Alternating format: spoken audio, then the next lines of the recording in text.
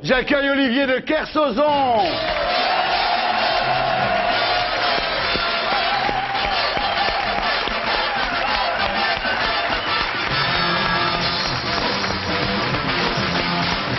Olivier de Kersauzon. Bonsoir Olivier, vous connaissez Laurent Baffy? Je connais Laurent Baffy. Ça fait une paye que je vous attends sur ce plateau, je suis ravi que ça soit ce soir, merci d'être là. Vous avez caché votre émotion, mais moi aussi, ça me fait très plaisir, sinon je ne serais pas là, comme vous le savez. Connais, ouais.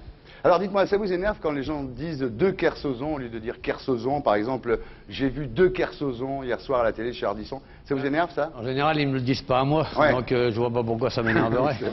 Et quand on vous appelle l'amiral, ça vous énerve, non? Oui. Ouais. Donc on peut pas Quand on vous m'appelle en général, ça m'énerve.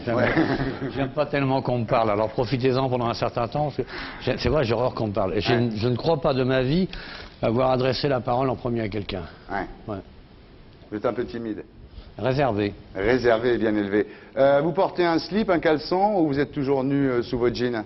Ça dépend. Ça dépend des températures. Près du pôle sud, je mets un slip fourré en acrylique. Et dans les pays chauds, je suis nu sous mon jean. Olivier de Kersauzon, mesdames, messieurs.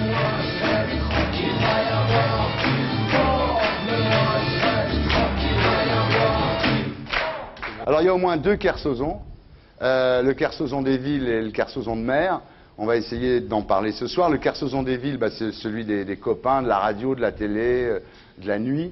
Boîte à pute, sud-été. Et puis le Kersauzon de mer, celui d'aujourd'hui, le grand navigateur qui a déserté un petit peu depuis quelque temps le paysage audiovisuel pour les horizons du globe.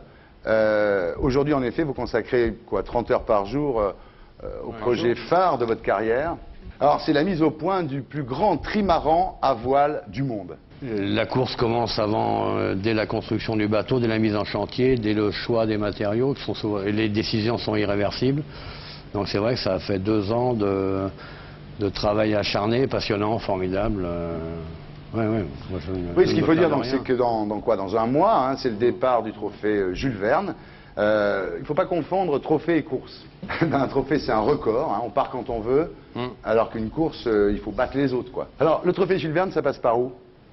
Les 3 caps, c'est quoi les 3 caps?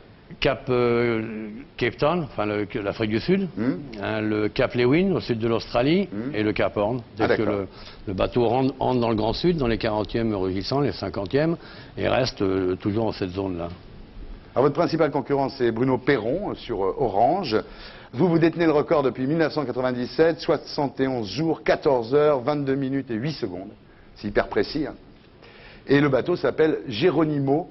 Alors c'est du pot parce que vos sponsors, Capgemini, Ernst & Young, Schneider Electric, ils vous ont pas obligé à appeler le bateau de leur nom. Au contraire, ils voulaient un nom générique. C'était la première fois que ça m'arrivait.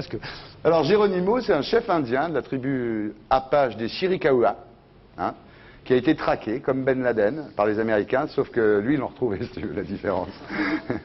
Mais il s'est jamais rendu quand même. Il s'est jamais rendu.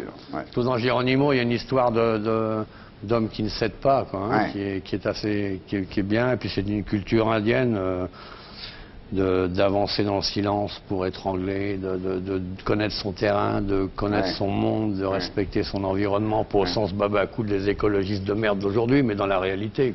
Donc avec de la connaissance.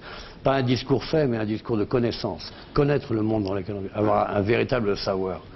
Et je trouve que le personnage, oui, j'aime bien, je trouve ça. Et puis c'est un nom qui fait rêver quand on est petit. Et bien sûr. Que quand on commence à être un peu grand, ce qui est mon cas. Bien sûr, quand vous mettiez les pièges dans les bois, quand vous étiez petit, vous preniez pour Geronimo. Oui, tout le temps. Tout le temps. Moi, j'ai toujours été dans ma tête un Indien. Avec sa fronde et tout. Alors le bateau, il fait 34 mètres de long, 22 mètres de large, le mât fait 43 mètres de hauteur, il pèse 20 tonnes, 50 rails, 4,5 millions d'euros. Enfin, c'est une opération qui va coûter 10 millions d'euros. Enfin, c'est énorme, quoi. Ils vous font confiance, les mecs, là, quand même. Non, mais ne regardez pas comme si je venais de chier sur la moquette. C'est un domaine, pas dans tous, mais c'est un domaine dans lequel on peut me faire confiance. Oui, bon, je vous remercie. Merci. Non, mais 10 millions d'euros, c'est beaucoup de pognon, quoi. C'est le prix.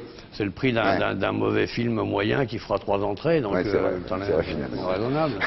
C'est le prix d'une campagne de pub où vous vous trouvez coincé entre Canard WC et autre chose, donc c'est tout à fait décent. Vous avez des bons arguments, je comprends comment les mecs vous les baratinez. Non, mais je les baratine pas justement, moi je leur explique la réalité, et en général, quand on parle à des gens intelligents, ils la comprennent. Je vous remercie. Alors ce bateau a été baptisé le 29 septembre par l'aumônier de la Marine nationale. La marraine, c'est Marie Tabarly, qui a 17 ans et qui est la fille d'Éric Tabarly, avec qui vous avez navigué pendant 8 ans.